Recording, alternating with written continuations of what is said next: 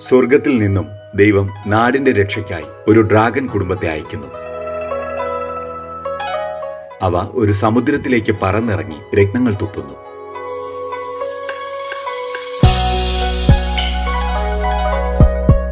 ആ രത്നങ്ങളെല്ലാം ഓരോ ദ്വീപുകളായി മാറുന്നു. അത്തരം ദ്വീപുകൾ സംരക്ഷണം നൽകുന്ന ഒരു രാജ്യമാണ് വിയറ്റ്നാം.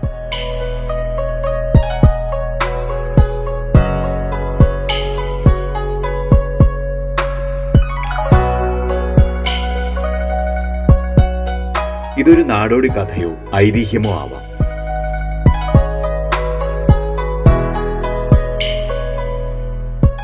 മൂവായിരത്തിനാനൂറിലധികം കിലോമീറ്റർ കടൽ തീരമുള്ള സൗത്ത് ചൈന കടലിനോട് ചേർന്ന് കിടക്കുന്ന വിയറ്റ്നാമിന് ആക്രമണകാരികളായിരുന്ന മംഗോളിയയും ചൈനയും വൻ ഭീഷണിയായപ്പോൾ ആ ജനത ദൈവത്തോടുള്ളുരുകി പ്രാർത്ഥിച്ചു.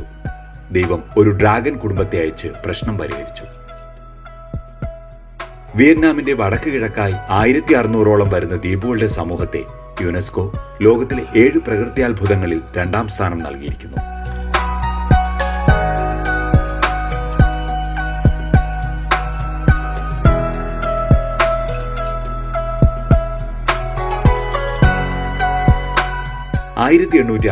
ൽ ഫ്രാൻസ് ഇവിടേക്ക് വരുന്നതുവരെ ആൻബെഗ് എന്ന പേരിൽ അറിയപ്പെട്ടിരുന്ന ഈ വിസ്മയത്തെ അവർ ഹാലോങ് ബേ എന്ന് നാമകരണം ചെയ്തു.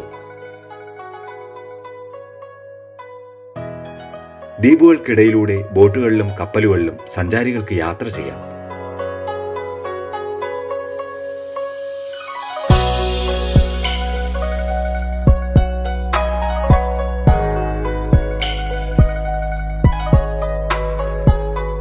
പല കപ്പലുകളിലും ദിവസങ്ങളോളം കഴിഞ്ഞുകൂടാം.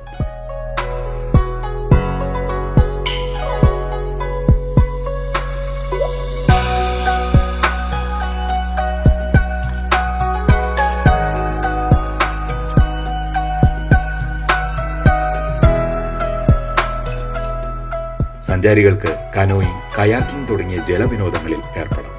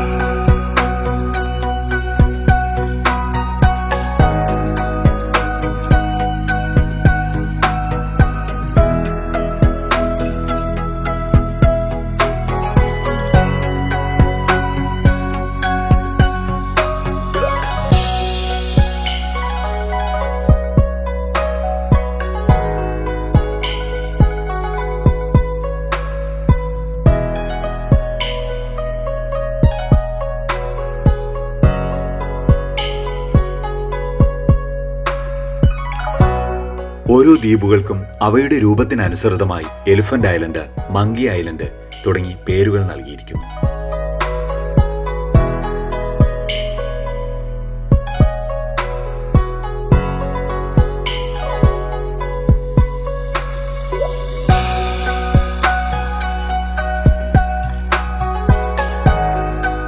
സോഷ്യലിസ്റ്റ് റിപ്പബ്ലിക് ഓഫ് വിയറ്റ്നാമിന്റെ ഈ ഭാഗത്ത് വർഷത്തിൽ 2000 മുതൽ 2200 വരെ മില്ലിമീറ്റർ മഴ ലഭിക്കുന്നു.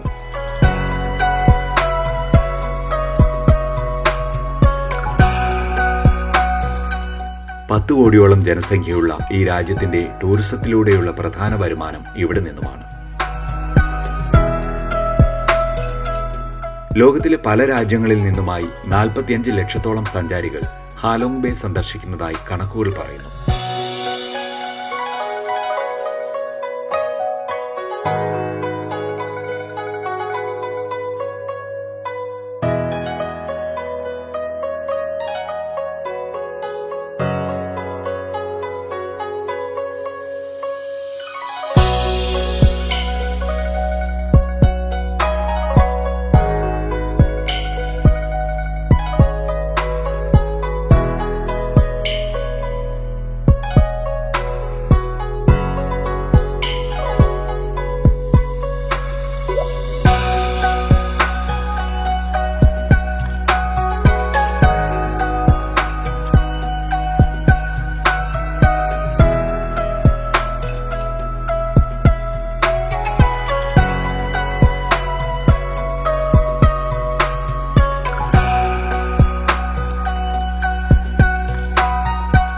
ചുണ്ണാമ്പ് പാറകളാൽ നിർമ്മിതമായ ഈ ദ്വീപുകളിലേക്ക് വിയറ്റ്നാമിന്റെ തലസ്ഥാനമായ ഹാനോയിൽ നിന്നും 173 കിലോമീറ്ററും അവരുടെ വൻ നഗരമായ ഹോച്ചിമിൻ സിറ്റിയിൽ നിന്നും 1800ഓളം കിലോമീറ്ററും യാത്ര ചെയ്ത് അവിടെ എത്താം.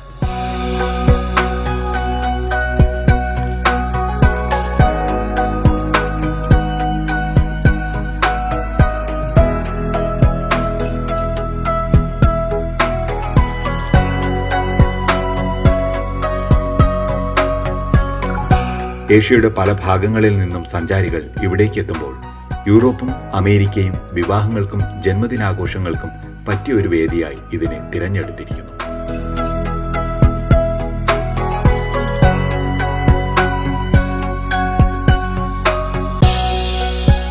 സൂര്യൻ അസ്തമിച്ചാൽ അവിടെ നങ്കൂരമിട്ടിരിക്കുന്ന കപ്പലുകളിൽ ആഘോഷങ്ങളുടെ രാവുകളാണ്.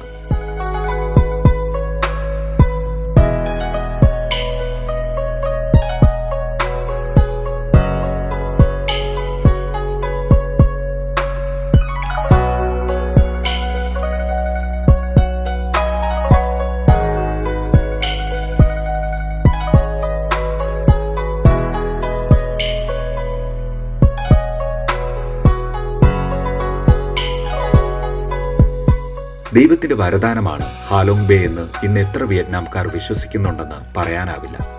കാരണം 2019 കണക്കനുസരിച്ച് സോഷ്യലിസ്റ്റ് റിപ്പബ്ലിക് ഓഫ് വിയറ്റ്നാമിൽ 86% പേരും ദൈവത്തിൽ വിശ്വസിക്കുന്നില്ല.